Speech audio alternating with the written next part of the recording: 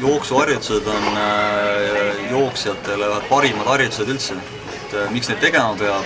Peamine põhjus on see, et jooksu aluseks on kiire, tugev põid ja head kiiret põida on vaja alates sprindis kuni maratonini, et ei ole vahet, et mis alaga tegeled, kui pika distantsiga tegeled. Jooksuharjutusi algajale piisab kindlasti korrast nädalast, et seal risk on see, et kui väga tihti teha, siis võib mingi vigastus tekkida, ülekoormuse vigastus. Kord nädalas on paras ja sellises mõõduka koormusega esialgu, mõõduka tempoga. See sobiks, minu arust sobiks see väga hästi kokku mingi kiirustrenniga, kus teha ka kiireid, lühikesi selliseid rütmijookse, kiiremaid lõike. Ja ta sobiks just mitte peale pikka jooksu, aga sellist mõõduka tempoga või rahulikku sellise jooksu ja siis teha koos neid rütmijookse ja jooksuharjutusi.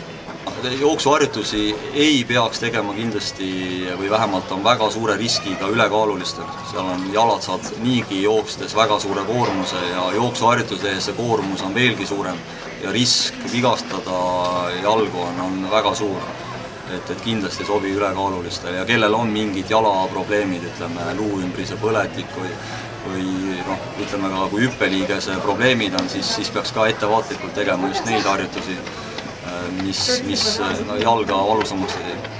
Loogik, et see tagumine jalg kindlasti oleks otse, et alati igas sellised harjutused, et varbad, nagu öeldakse, varbad vaatavad otse. Teie, kui te olete siin su kohe jalg on vaata, jalg on lipp, jalg peaks olema, jah.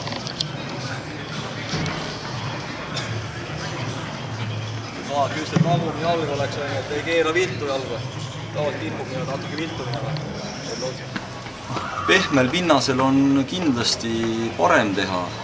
Ma arvan, et ma ei oska niimoodi isegi vahet öelda, et mis nüüd hallis tehes näiteks siin samas Tallinna kesklinna hallis ikkagi võiks teha pehme mati peal, mis siin on, mitte nüüd sellel staadioni ovaali peal, mis on ikkagi betoon ja õhuke kumm peal, et see lõhub jalgu tunduvalt rohkem.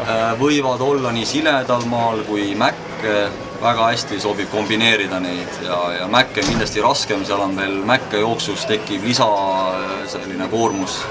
Aga väga hästi sobibki, ütleme, kevadel, kui on talvel tehtud siin tasasel maal, siis just välja minna, sellise kergelt tõusul teha, mõned harjutused pehmes liivas, mitmekülgsemalt.